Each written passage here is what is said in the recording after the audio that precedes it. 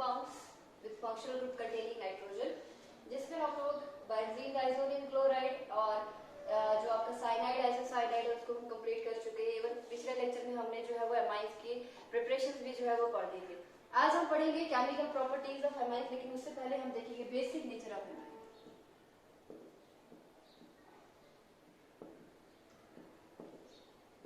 Basic nature of amines. जो आपके amines होते हैं वो क्या होते हैं, they are basic in nature, ठीक है। वो क्या करते हैं, वो अगर हम अकॉर्डिंग टू लिविस देखें तो वो क्या करते हैं, इलेक्ट्रॉन्स को जो है वो डोनेट करते हैं, दे आर लिविस बेसिस, ठीक है। तो बेसिक नेचर ऑफ एमाइंस में अगर हम क्या करते हैं, जो आपका एमाइन है, सपोज करो RNH2, उसको मैंने वाटर में जो है वो डाल दिया, मेरे पास बनेगा RNH3 पॉजिटिव और बनेगा OH नेगेटिव, और जो पानी में टूट जाता है और बनाता है RNH3 positive plus OH negative. चूंकि ये पानी में डालने पे क्या देता है, OH नेगेटिव आइंस को प्रोड्यूस कर रहा है, इसलिए हम ये बोल सकते हैं कि जो आपके एमाइंस है वो क्या है, they are basic in nature, ठीक है। तो क्या करते हैं, ये पानी में जब डिसॉल्व होता है तो ये क्या बनाता है, ये बनाता है आपका OH नेगेटिव आइंस, ठीक है। अगर हम इनका कंपैरिजन देखें, comparison between aliphatic amines and ammonia. Aliphatic amines RNH2 को हमने जो है वो NH3 के साथ जो है वो कंपेयर करना है। देखो मेरे पास है NH3 और इधर लोन पेयर ऑफ इलेक्ट्रॉन, और मेरे पास क्या है, मेरे पास है RNH2 और इधर क्या है आपके इलेक्ट्रॉन्स है, और ये जो है वो इलेक्ट्रॉन देता है बाय मींस ऑफ इंडक्टिव। ये इलेक्ट्रॉन जो है बेस क्या होते हैं अकॉर्डिंग टू लिविस, जो इलेक्ट्रॉन को देता है। एमोनिया उतनी आसानी से इलेक्ट्रॉन को नहीं दे सकता है, लेकिन ये आसानी से इलेक्ट्रॉन को दे सकता है। क्यों? क्योंकि इसके पीछे ये R ग्रुप है। इस R ग्रुप का क्या होता है, प्लस आई इफेक्ट होता है, जिसकी वजह से जो आपका नाइट्रोजन होता है उसकी जो इलेक्ट्रॉन डेंसिटी होती है वो क्या हो जाती है, वो इंक्रीज हो जाती है। इलेक्ट्रॉन डेंसिटी अगर इंक्रीज होगी नाइट्रोजन के ऊपर, तो ये वाला नाइट्रोजन जो है वो इलेक्ट्रॉन को इजिली अवेलेबल करवा सकता है, ये वाला जो है वो नहीं करवा सकता है, ठीक है। तो चूंकि आपके प्राइमरी एमाइंस या जो आपके सेकेंडरी एमाइंस होते हैं उसके इसमें तो 2 R ग्रुप होते हैं, तो क्या होता है कि जब आप अमोनिया को जो है एलिफेटिक एमाइंस के साथ कंपेयर करते हो, उस एलिफेटिक एमाइंस में R ग्रुप होता है जिसका इंडक्टिव इफेक्ट होता है, प्लस इफेक्ट, वो R ग्रुप जो है वो इलेक्ट्रॉन देता है नाइट्रोजन को, जिसकी वजह से नाइट्रोजन के ऊपर इलेक्ट्रॉन डेंसिटी ज्यादा हो जाती है और ये इलेक्ट्रॉन जो है वो आसानी से दे सकता है एज कम्पेयर टू इस अमोनिया से। दूसरी चीज, जब आप इसको जो है वो क्या करते हो, वाटर में डालते हो, मैंने क्या किया, मैं इसको मिटा देती हूँ। मेरे पास है क्या, NH3 और इधर मेरे पास 2 पेयर इलेक्ट्रॉन्स है, ठीक है। और मैंने क्या किया, जो आपका वाटर है उससे क्या ले लेता है, ये H पॉजिटिव आयन ले लेता है, और आपके पास क्या बनेगा, NH, इधर भी H और इधर बनेगा आपके पास positive, NH4 positive, that means ammonium ion. अब मैंने RNH2 को लिया, दैट इज 1 डिग्री एमाइन, इसको भी वाटर में डिसॉल्व किया तो वाटर में जो है वो H पॉजिटिव आयन है वो इसको दे देगा, तो यहां से बनेगा RNH3 पॉजिटिव। लेकिन यहाँ पे ये पॉजिटिव चार्ज ज्यादा है जिसकी वजह से ये अनस्टेबल है। यहाँ पे आपका पॉजिटिव चार्ज कम है बिकॉज यहाँ पे R ग्रुप प्रेजेंट है। वो R ग्रुप क्या करता है, इसको by means of plus I effect of R disperse the positive charge on nitrogen, जिसकी वजह से इसका पॉजिटिव चार्ज कम हो जाता है और ये चीज क्या हो जाती है, स्टेबलाइज हो जाती है। R ग्रुप की वजह से इस नाइट्रोजन के ऊपर पॉजिटिव चार्ज कम हो जाता है, दैट मींस वो स्टेबलाइज हो जाता है, इसीलिए हम ये बोल सकते हैं कि ये पानी में जो है वो ज्यादा स्टेबलाइज रहेगा, दैट मींस ये जो है ये आसानी से, ये चीज कैसे बन रही है, जब ये इलेक्ट्रॉन दे रहा है किसको, H को, ठीक है, दैट मींस ये वाली चीज आसानी से इसको इलेक्ट्रॉन दे सकती है। क्यों? क्योंकि पीछे R है, ये इसके पॉजिटिव चार्ज जो देने के बाद बन रहा है वो इसको जो है डिस्पर्स कर रहा है, लेकिन ये इसको जब देता है ना, इसको पीछे से देने वाला जो है वो कोई नहीं होता है, जिसकी वजह से ये चीज अनस्टेबल हो जाती है और ये आसानी से अमोनिया जो है वो H को जो है वो इलेक्ट्रॉन नहीं दे पाता है। तो हमने ये देखा कि जो आपके basicity of aliphatic amines, basicity of aliphatic amines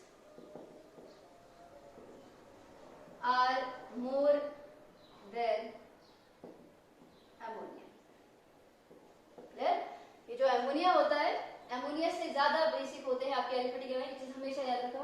चाहे वो 1 डिग्री हो, 2 डिग्री हो या फिर 3 डिग्री। अभी मैंने 1 डिग्री, 2 डिग्री, 3 डिग्री को कंपेयर नहीं किया, मैंने जस्ट उन सब को जो है वो कंपेयर किया अमोनिया के साथ, और मैंने ये बोला कि जो आपका अमोनिया है वो क्या है, वो कम बेसिक है as compare to these aromatic amines. और अगर मैं एरोमेटिक एमाइंस को और अमोनिया की बात करूं, देखो एरोमेटिक एमाइंस क्या है, C6H5NH2, ठीक है। ये इलेक्ट्रॉन जो है, जो रिंग होती है इलेक्ट्रॉन को अपनी तरफ खींचती है, नाइट्रोजन का रिंग को जो है वो इलेक्ट्रॉन देना होता है, ठीक है। क्या हो जाता है, ये रिंग को इलेक्ट्रॉन दे देता है, जिसकी वजह से यहाँ पर क्या आ जाएगा, डबल बॉन्ड, इधर आएगा NH2 पॉजिटिव, इधर नेगेटिव चार्ज, ये ऐसे, फिर इससे इधर और इससे इधर।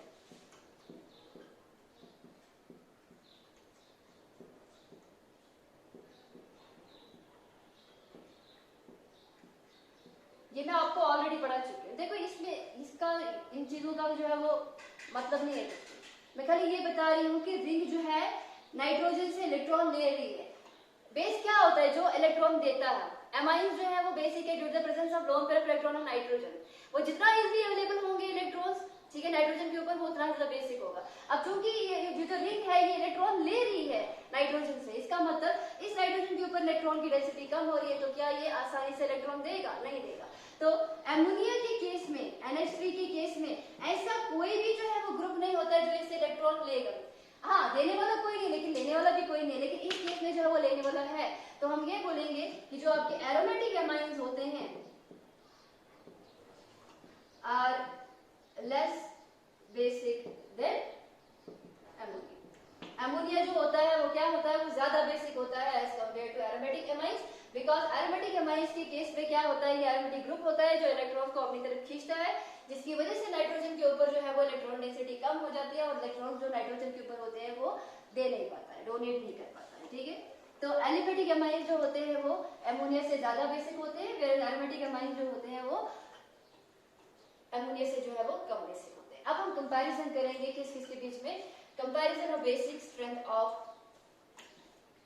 Comparison of basic strength of ammonia, sorry, basic strength of 1 degree, 2 degree and 3 degree amine।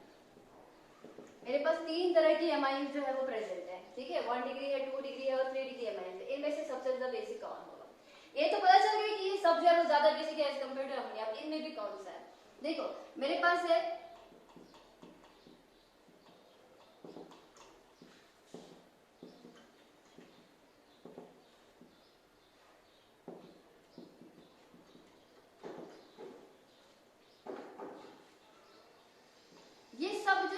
Gaseous phase में। बेटा एक्वस सॉल्यूशन की बात नहीं कर रही, एक्वस सॉल्यूशन में डिफरेंट होता है। ये कौन सा एमाइन है, 3 डिग्री एमाइन, नाइट्रोजन जो है वो 3 R के साथ जुड़ा है। This is 2 degree amine, nitrogen 2 R के साथ जुड़ा है। This is 1 degree amine, nitrogen जो है वो एक ही R के साथ जो है वो जुड़ा हुआ है, ठीक है। यहाँ पे जितना आसानी से नाइट्रोजन के ऊपर इलेक्ट्रॉन होंगे, ज्यादा होंगे, उतना आसानी से इलेक्ट्रॉन को देगा। यहाँ से 3 R ग्रुप प्रेजेंट है, वो 3 के 3 का प्लस आई इफेक्ट है, वो इलेक्ट्रॉन देंगे, जिसकी वजह से नाइट्रोजन के ऊपर इलेक्ट्रॉन डेंसिटी बढ़ जाएगी। तो बढ़ने से क्या हो जाएगा, आसानी से इलेक्ट्रॉन को दे देगा।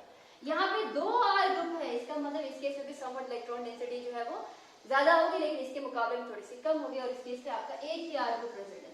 तो बाय दिस हम ये बोल सकते हैं कि जो आपका 3 डिग्री एमाइन है वो सबसे ज्यादा बेसिक है एज कंपेयर टू 2 डिग्री, और 1 डिग्री जो है वो सबसे वीक बेस है। ये क्या है आपके पास, बेसिसिटी ऑर्डर क्या है, basicity order. First one is 3 degree, then 2 degree and then 1 degree, ठीक है, clear. But only in gaseous phase. अगर आपको आया कि जो आपके अमाइंस है वो गैसियस फेज में, तो बताओ ऑर्डर क्या होगा, तो आप जो है वो इंडक्टिव इफेक्ट बोलोगे। हाँ, कि इंडक्टिव इफेक्ट जो है वो R ग्रुप से ज्यादा होंगे, उतना सा इंडक्टिव इफेक्ट होगा, प्लस आई इफेक्ट होगा, उतना ही ज्यादा नाइट्रोजन के ऊपर इलेक्ट्रॉन ज्यादा होंगे, और उस वजह से क्या हो जाएगा, आपके पास नाइट्रोजन के ऊपर इलेक्ट्रॉन डेंसिटी ज्यादा हो जाएगी, और उस वजह से क्या हो जाएगा, वो आसानी से इलेक्ट्रॉन को दे पाएगा, ठीक है। लेकिन एक्वस में क्या होगा, एक्वस में दूसरी कहानी होती है। अब एक्वस की बात करते हैं। Comparison of basic strength of 1 degree, 2 degree and 3 degree amines in aqueous solution. In aqueous पानी में क्या होगा, क्या पानी में जो है वो सेम होगा जो मैंने बोला, चलो ठीक है, उसको हम कहते हैं सॉल्वेशन फैक्टर या फिर सॉल्वेशन इफेक्ट। सॉल्वेशन इफेक्ट में क्या होता है आपके पास कि जब आप एमाइंस को जो है पानी में जो है वो डालते हो, इनकी क्या होती है, सॉल्वेशन होती है या फिर हाइड्रेशन होती है। क्या होता है, सॉल्वेशन और हाइड्रेशन। सपोज करो मैं 1 डिग्री की बात करूं, RnH2, this is my 1 degree amine, ठीक है, और इसको मैं क्या कर रही हूँ, मैंने वाटर में जो है वो डाल दिया। वाटर से ये क्या करेगा, H पॉजिटिव आयन ले लेगा, ठीक है, बिकॉज क्या होता है जो आपका चले जाओ कहाँ पे, आप प्रोस्टेटोरी कंसेप्ट है, उससे बोला था कि जो H पॉजिटिव आयन देता है वो आपका क्या कहलाएगा, एसिड। जो H पॉजिटिव आयन को लेता है वो क्या कहलाता है, आपका बेस। तो जब आप वाटर में डालोगे तो ये क्या करेगा, H पॉजिटिव आयन को ले लेगा और OH नेगेटिव आयन को प्रोड्यूस करेगा, बिकॉज H जब यहाँ से लूंगी तो इधर क्या बचेगा, OH, ठीक है। तो कुछ ऐसा बन जाता है आपके पास RnH3 और बनता है आपके पास पॉजिटिव। यही होगा क्योंकि इससे इलेक्ट्रॉन को दे दिया किसको, हाइड्रोजन को, तो आपके पास क्या बन गया, RnH3 पॉजिटिव। क्या मैं इसको ऐसे भी लिख सकती हूँ, बिल्कुल लिख सकती हूँ। अब वही चीज पानी में है, मैंने पानी में डिसॉल्व किया, मेरे पास एक स्पीशीज बन गई ऐसी जैसी स्पीशीज, ठीक है, जिसमें नाइट्रोजन के ऊपर पॉजिटिव चार्ज है, RnH3 पॉजिटिव। अब क्या हो जाता है, जो वाटर हो जाता है, ये क्या है आपके पास, ये जो है वो पॉजिटिव पार्ट है, हाइड्रोजन जो है वो के ऊपर मोस्टली चार्ज है। जब आपका वाटर यहाँ पे आ जाएगा, मैं ऐसे लिखती हूँ OH2 OH2 OH2, इधर हाइड्रोजन बॉन्डिंग हो जाती है। क्या हो जाता है, हाइड्रोजन बॉन्डिंग हो जाती है। जब आप एमाइंस को वाटर में डिसॉल्व करते हो, आपके पास एक स्पीशीज बनती है ऐसी जैसी स्पीशीज, जिस स्पीशीज को वाटर स्टेबलाइज करता है by forming hydrogen bonding with that species, ठीक है। मतलब जब मैंने एमाइंस को वाटर में डिसॉल्व किया, मेरे पास ये स्पीशीज बन गई। अब ये जो स्पीशीज है ये वाटर में क्या होनी चाहिए, स्टेबलाइज होनी चाहिए। देखो हुआ क्या, इसने इलेक्ट्रॉन दिया, किसको दिया, मेरे पास वाटर है H पॉजिटिव OH नेगेटिव की फॉर्म में, इसने इलेक्ट्रॉन दिया किसको, इसको, तब जाके मेरे पास ये बना। ये कितनी आसानी से इसको इलेक्ट्रॉन देगा वो डिपेंड करेगा जो चीज बन रही है वो कितनी ज्यादा स्टेबल है। स्टेबल कैसे बनेगी, बाय मींस ऑफ हाइड्रेशन से। हाइड्रेशन क्या होता है कि सिंपल वाटर जो होगा वो इसके इर्द गिर्द जो है वो आ जाएगा, ठीक है, और जब इसके साथ ये अट्रैक्शन शो करेगा इस हाइड्रोजन के साथ, यहाँ से एनर्जी रिलीज होती है, इस एनर्जी को हम कहते हैं हाइड्रेशन। क्या कहते हैं, हाइड्रेशन एनर्जी। ये एनर्जी जितनी ज्यादा रिलीज होगी ये चीज उतनी ही ज्यादा स्टेबल होगी। इनडायरेक्टली ये जो मेरे पास एमाइन है ये इतना ही ज्यादा क्या होगा, बेसिक होगा, बिकॉज ये बना ही है जब इसने इलेक्ट्रॉन को जो है वो दिया। तो ये होना चाहिए स्टेबल, जितना ज्यादा ये स्टेबल होगा इतना ही ज्यादा ये क्या होगा, आपका बेसिक होगा। क्लियर, ठीक। अब यहाँ पे मेरे पास 3 हाइड्रोजन है, तो यहाँ से मेरे पास 3 वाटर मॉलिक्यूल आएंगे, इनके साथ हाइड्रोजन बॉन्डिंग 3 शो करेंगे, एनर्जी रिलीज होगी जिसको कहेंगे हाइड्रेशन एनर्जी। अब मैं लेती हूँ 2 डिग्री को, R2NH, फिर से वाटर के पास इसने इलेक्ट्रॉन दे दिया H पॉजिटिव आयन को, मेरे पास बना R2NH2 पॉजिटिव, जिसको मैं ऐसे भी लिख सकती हूँ,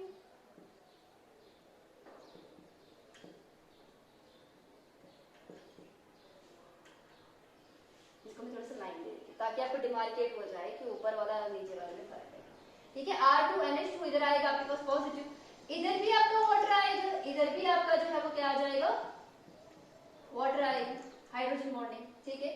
लेकिन यहाँ पे 2 ही हाइड्रोजन बॉन्ड बन रहे हैं, तो बताओ एनर्जी कहाँ पे रिलीज होगी, यहाँ पे रिलीज होगी, बिकॉज यहाँ से हाइड्रोजन एनर्जी ज्यादा रिलीज हो रही है, जिसकी वजह से ये सब्सटेंस ज्यादा आपके पास स्टेबल होगा। ये हाइड्रोजन जितने ज्यादा होंगे हाइड्रोजन बॉन्डिंग उतनी ज्यादा होगी, हाइड्रोजन एनर्जी उतनी ज्यादा रिलीज होगी, ये चीज उतनी ज्यादा स्टेबल होगी। इनडायरेक्टली ये वाला एमाइन उतना ही ज्यादा क्या होगा, बेसिक होगा। यहाँ पे 2 ही ऐसे हाइड्रोजन है तो आपके पास हाइड्रोजन बॉन्डिंग जो है वो होगी, हाइड्रोजन एनर्जी रिलीज होगी, बट इस प्राइमरी के मुकाबले में थोड़ी सी कम रिलीज होगी। ये है आपके पास 2 डिग्री है। अगर हम 3 डिग्री की बात करें,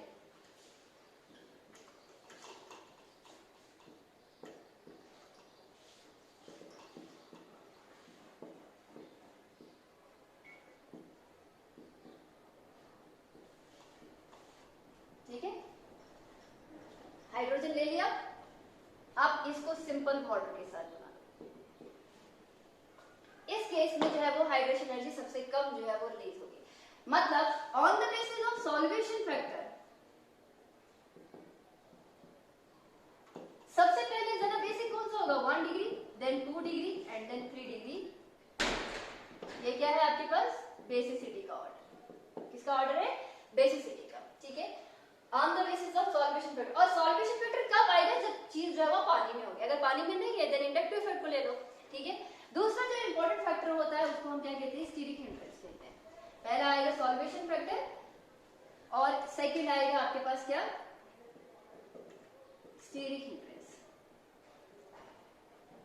देखो हो क्या रहा है, ये आर ग्रुप जो है, एन जो है, ये आर ग्रुप जितने ज्यादा प्रेजेंट होंगे, क्या ये देंगे इस नाइट्रोजन को हाइड्रोजन के साथ जो बॉन्ड कर रहे, नहीं, आर ग्रुप बल्कि है, मेरे पास इधर आर है, इधर आर है, इधर आर है, और इसके पास इलेक्ट्रॉन है, और एच को जो है वो इधर आना है। इतने बल्कि ग्रुप क्या करते हैं, स्टीरिक हिंड्रेंस काज करते हैं, वो आने नहीं देते हैं हाइड्रोजन को। अगर वो आ भी गए समवन, सपोज करो मैंने क्या लिखा यहाँ पे, मैंने R लिखा, N लिखा, N लिखा यहाँ पे, और यहाँ पे H लिख दिया पॉजिटिव। अब इसको जो है हाइड्राइज करने के लिए वाटर चाहिए, इस वाटर को भी आने नहीं देते हैं, बिकॉज ये R ग्रुप जो होते हैं वो क्या होते हैं, वो बड़े होते हैं। वो जो है पहली बात तो हाइड्रोजन को आने नहीं देंगे, अगर समवन को आ भी गया तो इसको स्टेबलाइज होने के लिए वाटर को वो जो है वो आने नहीं देंगे। तो जो आपके पास इसके हिसाब से, चूंकि R ग्रुप सबसे कम 1 डिग्री में होते हैं, तो 1 डिग्री सबसे ज्यादा, then 2 degree and then 3 degree होना चाहिए बेसिक नेचर का, या बेसिक है, ठीक है।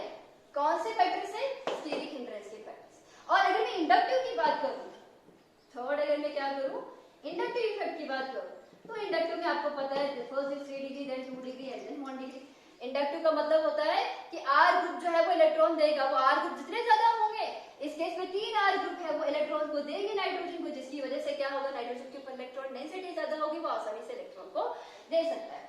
इंडक्टिव के हिसाब से 3 डिग्री सबसे ज्यादा बेसिक होना चाहिए, सॉल्वेशन के हिसाब से 1 डिग्री सबसे ज्यादा जो है वो क्या होना चाहिए, बेसिक होना चाहिए, और स्टीरिक के हिसाब से क्या है, 1 डिग्री ज्यादा होना चाहिए। अब ये कंट्रेरी हो रहा है, एक बता रहा है कि 3 डिग्री ज्यादा होना चाहिए, ये लोग बता रहे हैं कि 1 डिग्री जो है वो ज्यादा होना चाहिए।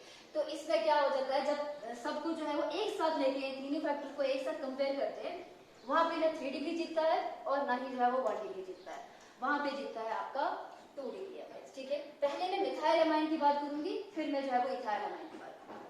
CH3 whole 2 times NH, this is my 2 degree amine, because N जो है वो 2 कार्बन के साथ जुड़ा है, सबसे ज्यादा बेसिक ये होता है। देन CH3 NH2, ये CH3 NH2 क्या है मेरे पास, CH3 NH2 है मेरे पास क्या, 1 डिग्री अमाइन, क्या है, this is my 1 degree amine. और लास्ट क्या होता है मेरे पास, CH3 whole 3 times N, this is my 3 degree amine. फिर होगा मेरे पास एमोनिया, और लास्ट पे होगा मेरे पास क्या, एनिलीन। ये ऊपर गया ज्यादा, इसको मैं थोड़ा नीचे लिखती हूँ।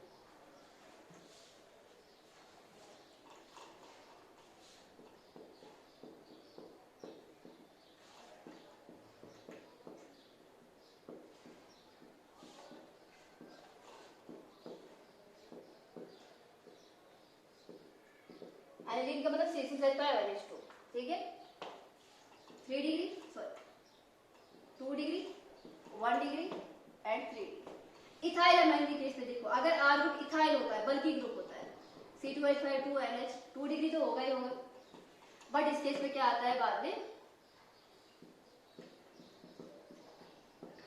3 डिग्री, बाद में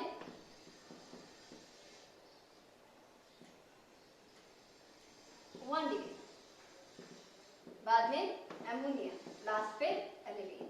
एनिलीन और एमोनिया की जो है वो कहानी सेम है, सेकेंडरी अमाइन की भी जो है वो कहानी सेम है। बात है इन दोनों की, ये लोग क्यों आए ऐसे। देखो 2 डिग्री इसलिए है क्योंकि इसमें सॉल्वेशन भी ठीक ठाक होता है और इसमें इंडक्टिव इफेक्ट भी ठीक ठाक है, 2 आर के प्रेजेंट, तो जिसकी वजह से क्या होता है, 2 डिग्री जो होता है इन 1 डिग्री और 3 डिग्री में बाजी मार लेता है, और 2 डिग्री क्या होता है, सबसे ज्यादा जो है वो बेसिक होता है, बट इन वाटर। ये चीज याद रखना, ये जो मैं ऑर्डर बता रही हूँ, it is only in water, ठीक है। देन बात करती हूँ मैं इसकी पहले, ठीक है। इंडक्टिव इफेक्ट के बाद जो फैक्टर ज्यादा इंपॉर्टेंट होता है वो होता है आपका solvation, not inductive effect, but दोनों को मिलाने के बाद, ठीक है। सॉल्वेशन फैक्टर में देखो क्या होता है, मेरे पास है CH3 N H H और 3 मैंने H इसलिए लगाई क्योंकि H के को जो है वो इसने अट्रैक्ट किया है वाटर में से, ठीक है। अब यहाँ पे वाटर आना है, यहाँ पे भी वाटर आना है, यहाँ पे भी वाटर आना है, यहाँ पे हाइड्रोजन बॉन्डिंग करनी है।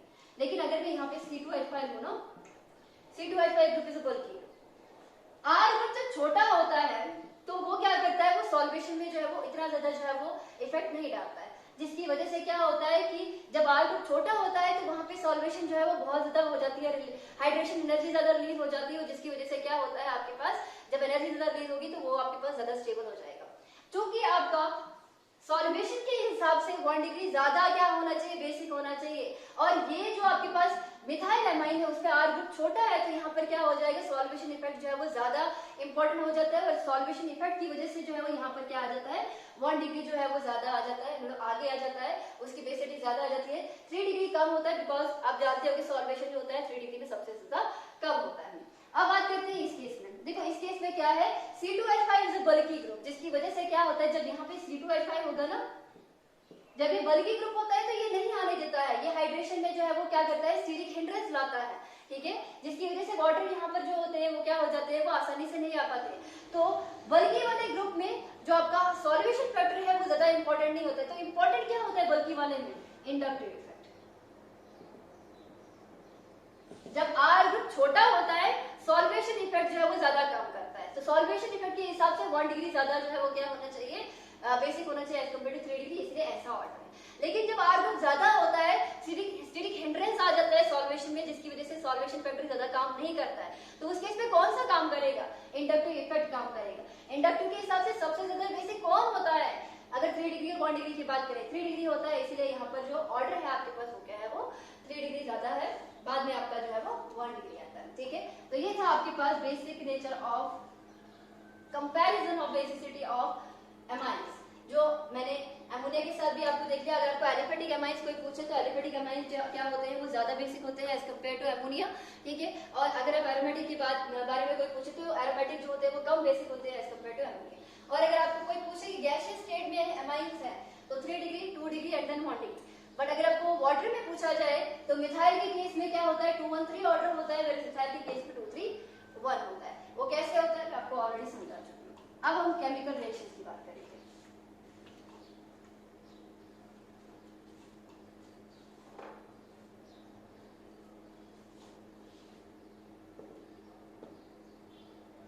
केमिकल रिएक्शंस ऑफ एमाइंस, जिसमें पहला हमने वाटर के साथ कर दिया। इवन आपको जो मैंने अभी बेसिक कैरेक्टर बोला ये सारा, या केमिकल रिएक्शन में पहली रिएक्शन भी लिख सकते हो, ठीक है, आपकी अपनी चॉइस है। जो सेकंड रिएक्शन है इसकी वो क्या आएगी, पहली आई क्या, रिएक्शन विद वाटर, वो मैंने आपको अभी लिखा है, ठीक है। सेकंड आया आपके पास रिएक्शन विद एसिड्स। एसिड के साथ मिलने पे हमेशा क्या बनाएगा, बेसिक बनाएगा, बिकॉज एमाइंस क्या होते हैं आपके पास, they are basic in sorry salts बनाएंगे।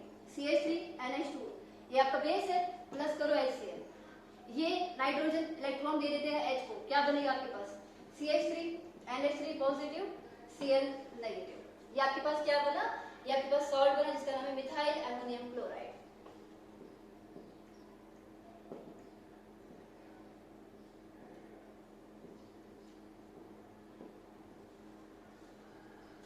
उसके बाद अगर हम क्या लें, एनिलीन लें, C6H5NH2 प्लस इसको HCl के साथ ट्रीट करें तो C6H5NH3 positive and Cl negative, ठीक है। इसको हम कहते हैं एनिलीनियम क्लोराइड।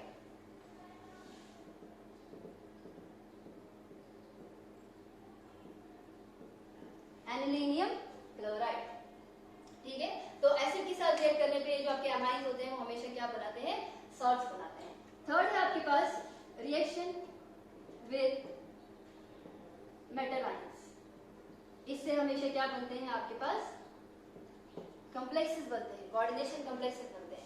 सपोज करो मैंने लिखा AgCl, सिल्वर क्लोराइड को जब आप मिथाइल एमाइन के साथ ट्रीट करते हो CH3NH2 2 टाइम्स, तो आपके पास क्या बनेगा, ये जो Ag है सिल्वर, यहाँ पे आएगा CH3NH2, कितने टाइम लिखा मैंने, 2 टाइम्स, बड़ी सी ब्रैकेट लगाओ और बाहर से आपके पास अब क्या बचेगा, यहाँ पे Cl बचेगा। आप यहाँ पे पॉजिटिव नेगेटिव भी लिख सकते हो, आपकी अपनी चॉइस है। इसको हम कहते हैं कोऑर्डिनेशन कॉम्प्लेक्सेस, जिसमें मेटल आयन होता है, ये लिगेंड होता है और ये आयनाइजेशन स्पेयर होता है, ये हम कोऑर्डिनेशन वाले भी इश्यू पढ़ेंगे, ठीक है। सपोज करो मैंने लिखा यहाँ पे CuCl2, कॉपर का क्लोराइड लिखा मैंने, ठीक है। अगर मैंने इसको जो है वो ट्रीट किया किसके साथ, मिथाइल अमाइन के साथ, CH3NH2, लेकिन 4 टाइम करना है, तो कॉपर के साथ CH3NH2 तो आएगा, लेकिन 2 टाइम ही आएगा, कितने टाइम आएगा, 4 टाइम। और बाहर से क्या लिखोगे, Cl2 लिखोगे, बिकॉज मैंने जो है वो Cl2 लिखा है, ठीक है। तो ये क्या आएगा आपके पास, बिस मिथाइल अमाइन, बिस आएगा, या फिर डाई भी लिख सकते हो, डाई मिथाइल अमाइन, ठीक है, सिल्वर फर्स्ट क्लोराइड इसका नाम आएगा। ये नाम कैसे हम देते हैं ये भी मैं आपको वहीं पे सिखाऊंगी, ठीक है। तो इतना ध्यान रखो कि मेटल आयंस के साथ क्या बनाता है, ये कोऑर्डिनेशन कॉम्प्लेक्स बनाता है।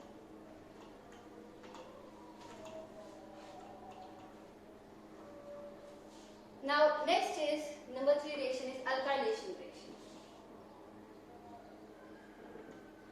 अल्काइल ग्रुप का ऐड होना, इसको हम कहते हैं एग्जॉस्टिव मिथाइलेशन।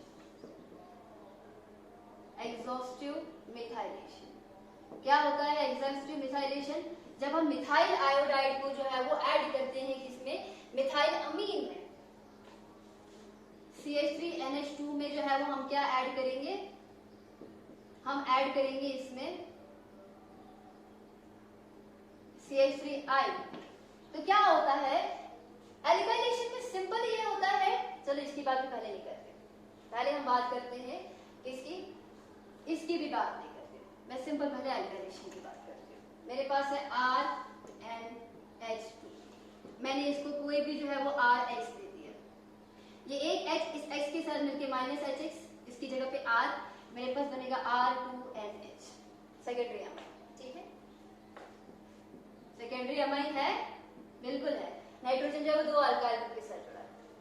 फिर से मैंने क्या कर दिया, इसमें RH को जोड़ दिया, इसका एक H इसके X के साथ -HX, मेरे पास क्या बनेगा R3N, टर्शरी अमाइन, क्या बनेगा, टर्शरी अमाइन। और जब आप इस टर्शरी अमाइन को फिर से जो है वो क्या दे दोगे, RH दे दोगे, तो क्या हो जाएगा, ये जो नाइट्रोजन होता है ये इस R को अपनी तरफ खींच लेता है, तो R4N पॉजिटिव बनाता है, X नेगेटिव, इसको हम क्या कहते हैं, क्वाटरनरी अमोनियम सॉल्ट, क्या कहते हैं, क्वाटरनरी अमोनियम सॉल्ट। इस X की जगह पे यहाँ पे हमेशा आयोडीन होता है, HI लिखेंगे आप,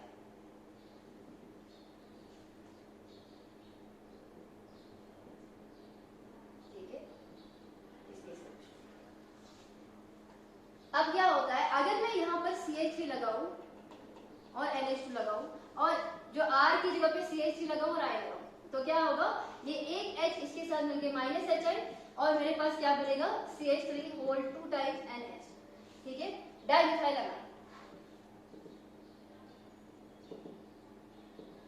मतलब 2 डिग्री अमाइन। फिर CH3I के साथ फिर से ट्रीट करूं, ये H इसके साथ मिलके -HI, और क्या बनेगा, CH3 होल 3 टाइम N, ये क्या बनेगा, ट्राइमिथाइल अमाइन, जो कि 3 डिग्री अमाइन। और अगर इसमें फिर से CH3I डालोगे तो क्या बनेगा, CH3 whole 4 time N positive I negative, ये बनेगा आपके पास क्या, ये बनेगा आपके पास tetramethyl ammonium iodide, tetramethyl ammonium iodide. इस रिएक्शन को हम कहते हैं एग्जॉस्टिव मिथाइलेशन। सिंपल क्या है, आपने जो है वो अल्काइल हैलाइड के साथ जो है वो अल्काइल आयोडाइड के साथ इसको ट्रीट करना है, तो पहले 2 डिग्री बनेगा, देन 1 डिग्री, और लास्ट में बनेगा आपका क्वाटरनरी अमोनियम सॉल्ट, ठीक है। सेकंड हम लिखते हैं acylation reaction, sorry fourth reaction क्या है आपकी, acylation reaction.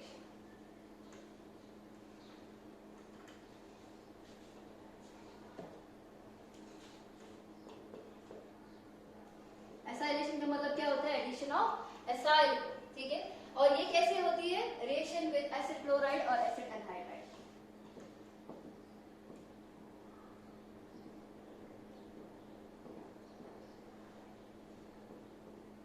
Reaction with acid chloride और एसिड एनहाइड्राइड, ठीक है। हम क्या करेंगे, CH3 NH2, पहले ना एसिड क्लोराइड के साथ ट्रीट करती हूँ, CH3 COCl ऐसा करती हूँ मैं, Cl इस साइड लिखूंगी, फिर CH3 CO लिखती हूँ, CH3 COCl,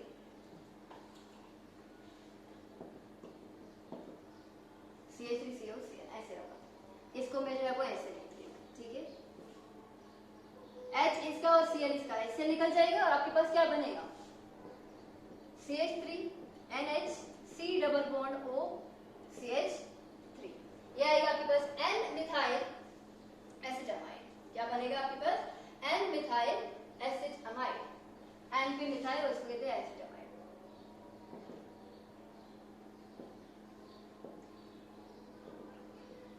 सपोज मैंने सेकेंडरी ले लिया,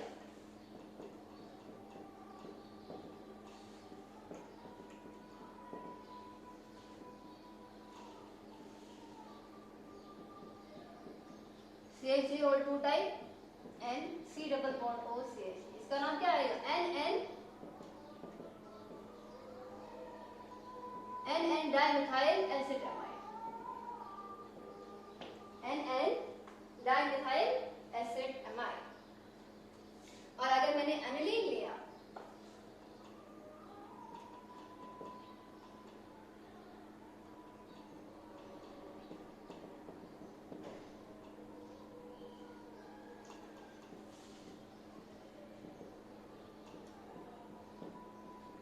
C6NH CO CH3, इसका नाम है एसिड एनालाइड,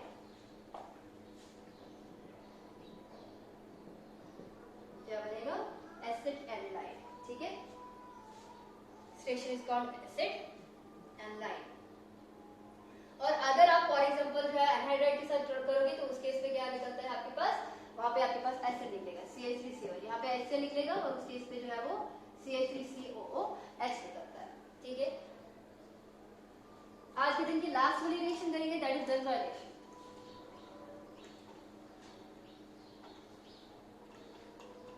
नंबर 5 है आपके पास क्या, benzoylation.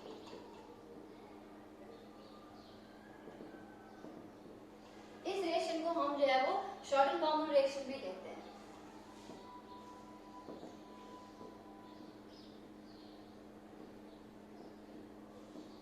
This reaction is called short and common reaction. ये रिएक्शन क्या कहती है, एलिफेटिक एमाइंस या फिर एरोमेटिक एमाइंस, ठीक है। जब आप उसको जो है वो ट्रीट करवाते हो बेंजोइल क्लोराइड के साथ in the presence of pyridine या फिर बेस सोडियम हाइड्रोक्साइड, तो आपके पास क्या बनता है, सिंपल जैसे एसाइल ग्रुप किया वैसे ही आपके पास बेंजोइल ग्रुप भी आएगा। खाली हमें क्या करना है, सपोज करो मैंने लिखा C2H5 NH2 मैंने लिखा, ठीक है। और मैंने इसको जो है वो ट्रीट किया किसके साथ, reaction with benzoyl chloride,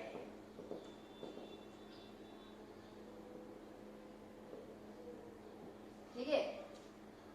reaction of aliphatic और aromatic amines with benzoyl chloride, ये रिएक्शन होती है आपकी शॉर्ट लॉन्ग रिएक्शन, ठीक है।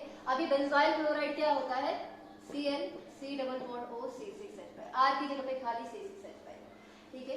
यहाँ से क्या निकल जाएगा आपका HCl in the presence of, इसको मैं थोड़ा सा चलो नीचे लिख देती हूँ, ठीक है, बेस और पायरीडीन, तो माइनस HCl निकल जाएगा यहाँ से और इधर क्या बनेगा आपके पास C6H5 NH C double bond O C6 not C6H5, यहाँ पे आपका C2H5, ठीक है। तो इसका नाम क्या आएगा आपके पास, वो आएगा एन इथाइल बेंजामाइड,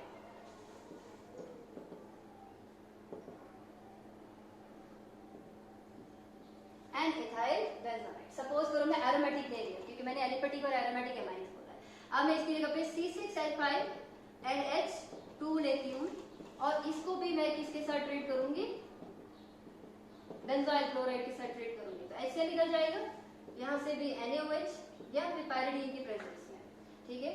तो क्या बनेगा आपके पास C6H5 NH C double bond O C6H5, ठीक है। तो जो इसका नाम आएगा वो आएगा सिंपल बेंज एनालाइड या एन फिनाइल बेंजामाइड भी लिख सकते हो, एन फिनाइल